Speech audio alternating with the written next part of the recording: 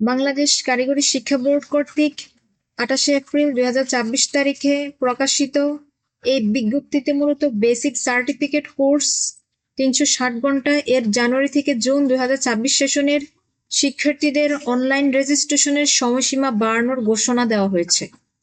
Data entry ও payment 29 April 2024 থেকে 17 মে 2024 পর্যন্ত অনলাইনে ডাটা এন্ট্রি এবং রেজিস্ট্রেশন ফি জমা দেওয়া যাবে।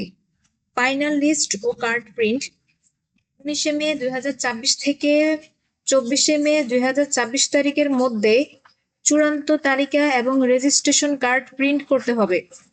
কার্ড প্রিন্টের নিয়ম: রেজিস্ট্রেশন কার্ড অবশ্যই A4 সাইজের অফসেট কাগজে রঙিন প্রিন্ট করতে হবে।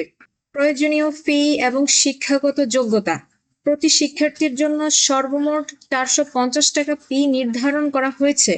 এখানে রেজিস্ট্রেশন ফি 50 টাকা, পরীক্ষা ফি 300 টাকা এবং সনদ ফি 100 টাকা।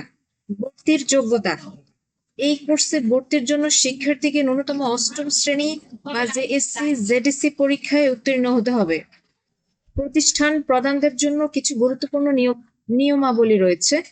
আসন সংখ্যা: প্রতি ট্রেডে সর্বোচ্চ 50 জন, 40 জন মূল আসন এবং 10 জন হচ্ছে ড্রপ আউট।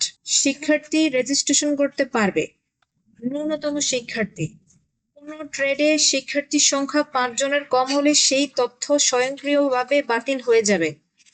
বকেয়া ফি: প্রতিষ্ঠানগুলোকে 2025 থেকে 26 অর্থবছর পর্যন্ত সকল বকেয়া অ্যাফিলিয়েশন ফি পরিশোধ থাকতে হবে। অনলাইন প্ল্যাটফর্ম: রেজিস্ট্রেশন কার্যক্রম বোর্ডের ই-সেবা প্ল্যাটফর্মের মাধ্যমে সম্পন্ন করতে হবে। বিশেষ কোনো পরিস্থিতি ছাড়া এই রেজিস্ট্রেশনের সময়সীমা আর বাড়ানো হবে না বলে জানানো হয়েছে। তো এই ছিল বাংলাদেশ কারিগরি শিক্ষা বোর্ডের সর্বশেষ আপডেট।